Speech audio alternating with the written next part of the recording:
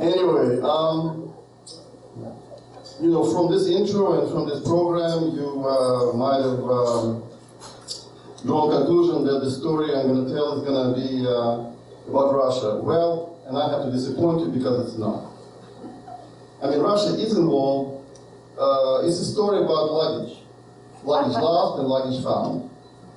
And Russia is involved because, you know, your past is always there and somehow it has ways of intervening, you know, with your present. So that's how it is. It took place a long time ago. The year is 1986. And I'm traveling through Europe. And it's a long trip, so I'm having two pieces of luggage. One is a very big, one is a very big garment bag, which is actually like more like a suitcase in the form of a garment bag. And there's a very nice black bag with the over the shoulder strap. So, and they are the main characters here. I just spent a delightful week in Madrid, and I'm heading south. But on the way, I really absolutely believe that I should make a stop in a place called Toledo, or Toledo, whichever you prefer. Toledo is in Ohio, Toledo is in Spain. If, like me, you were brought up on the tales of musketeers, then you just cannot pass up a chance to go to Toledo. Because this is what this place is all about. I mean, you just close your eyes and say Toledo, and you see those sword fights in the middle of the night, those senoritas, those caballeros, you know, the spurs clinking on the cobblestones, etc., etc. So I had to go. It's fortunately it's a small place. It's a day trip from Madrid, and I looked it up. Nowadays it's 33 minutes flat. Well, it was 1986, so it's a 1 hour train, which is not bad. And I wanted to use up as much time as I could there, and so I came to the railroad station at 7 a.m. And I brought my belongings with me because I just figured I would just deposit them in the luggage room, and which is something I did all over Europe, which is quite safe and convenient. And there's a setback number one. The luggage room was closed. It was only open at 9 o'clock. And I was not going to sit there and wait for 2 hours for it to open, so I figured, well, Toledo is a respectable place, so it should have also a similar thing in the railroad station. And setback number two. It did have a luggage room, but it was closed for repairs. Now, like I said, Toledo is a small place, but it's a hilly place, like San Francisco. And so I figured that the idea of schlepping up and down those wonderful romantic streets with my luggage on my shoulders, that's just unbearable. I mean, I didn't travel all the way to Toledo to have a heart attack, right? Somebody recommended a bus station. I went over the bus station, nothing, nada. So I'm not exactly up the creek yet, but I'm getting there. I walk out and go left, go right, and I see a place called tourist office. Great. So I walk in and I tell the young guy my story of woe, and he goes and, no, that's some situation.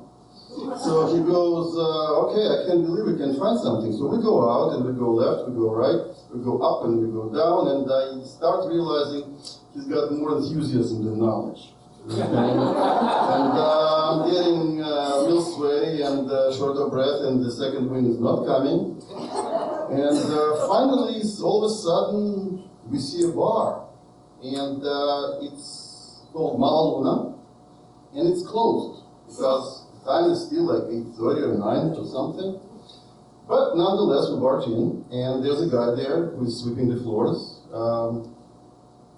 My tourist guy delivers a monologue, which at him, and most of the time part of the time he looks up, talking to God, which mostly Spanish do the monologues, you know, and then he points at me because I look so dumb and miserable that, you know, obviously the honor of Spanish tourist industry is at stake. You know, and it was really not a problem for me to look dumb and miserable in that place at that time. So the guy looks at him, and I know the look very well. The look says, "Why don't you just shut up and let me have the hair of the dog, all right?" So he just finds out what's going on. He nods at the old, beat-up, shabby wardrobe that's in the corner, and just put your stuff behind the wardrobe at the wall, against the wall, and nobody will touch it. I'm really not sure about that, but what am I to do? I mean, the tourist guy looks like just shining, you know, like as if we were at the Marriott or something, you know, checking in the luggage. So I shake his hand, I thank everybody involved, I walk out and start going sightseeing, and have all sorts of dark thoughts, like, what am I going to say in the evening at the police station? How are they going to look at me, the stupid gringo who didn't know that Malaluna was the gathering point of all the criminals in Toledo? I can see those arms of those you know, heroin addicts with their tracks, trying on my shirts, my nice cashmere sweaters, and all them looking at my notes, my books, like making all sorts of disdainful, contemptuous remarks and throwing them into garbage. Oh, but I just decided I'm not gonna give up, and I'm just gonna go my way. And guess what? The city won. It's really a wonderful place. I mean, you just go left, there's like this 5th century gate, and then you go right, and there's this 15th century cathedral, and all the 15th centuries, or maybe more, I don't remember. I mean, they're all there. And there's a wonderful cathedral, and there's the Alcazar, and what have you. And I ended up at the church, small church, which is all taken by the biggest El Greco painting you will ever see. But it's already getting dark. It's my legs are humming, and it's time to go back. But how do I get there? I have no idea. I mean, it's not like New York, 4th Street, 5th Avenue, you know, no, it's like this.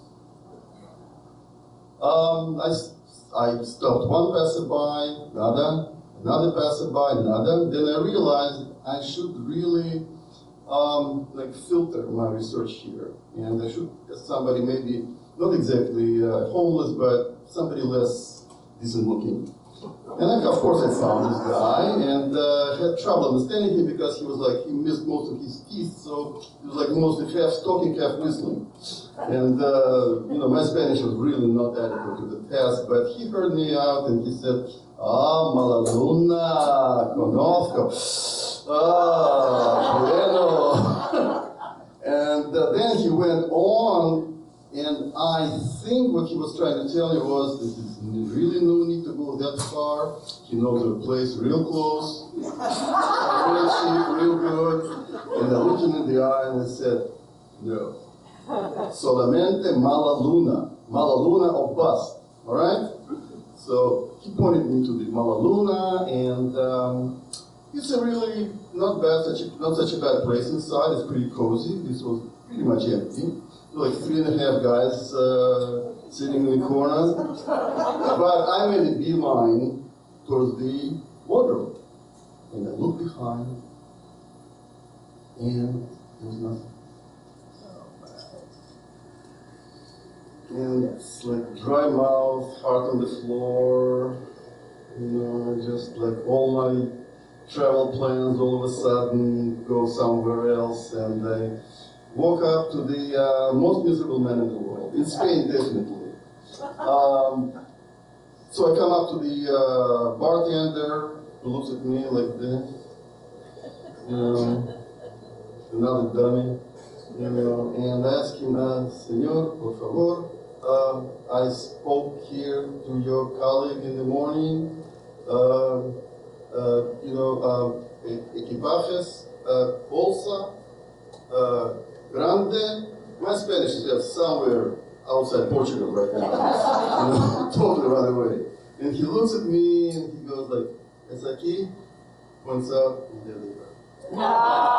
Happy ending, I can go on. But that's not it. We just lost and found. And he goes to me like, well, I didn't have a drink or what? And I go, yeah, por favor, para mí, para usted, también, yeah. And he goes like, where does this accent come from? Oh. And, whatever language I speak, it's gonna be Russian accent. There's just no getting away from it, okay? It's what it is, it will be, it was, it is, it will be. So I confessed. And he goes like, wow, really?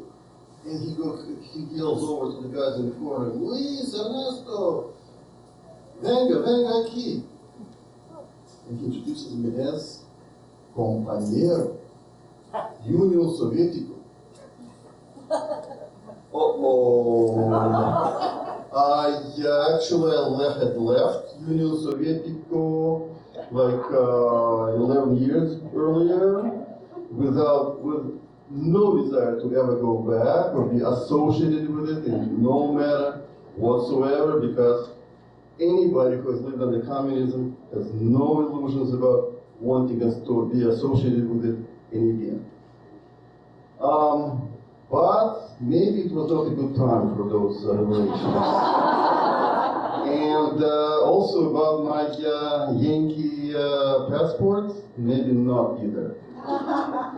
So they look at me, Ernesto and Luis and whoever, and I understand that what's expected of me. I'm expected to narrate, to explain to them the official party line of the Soviet Communist Party about the situation, international situation in Spain, and how, because, for those guys, I can tell, for those guys, the Spanish War, which was, if you remember, 1930s, it's never over.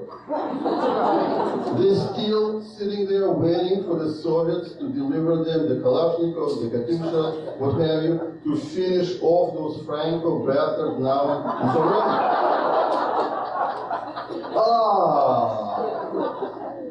Fortunately, and it's fortunately, my Spanish was really not adequate.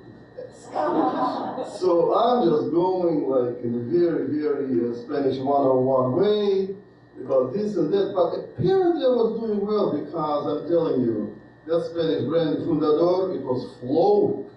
I mean, they just keep refilling all around, and my back was hurting from all those slapping on the back, from all those muscular working class hands. And so it was the regular love fest.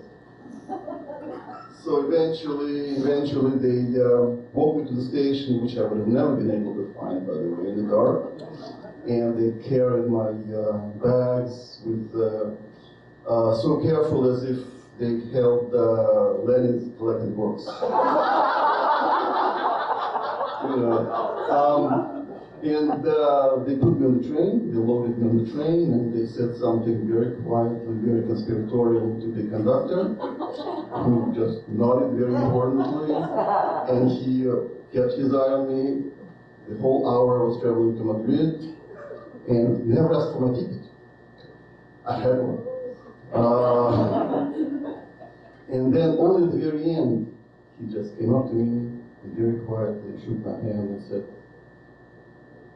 Amigo, Union Soviética, again. And that's the end.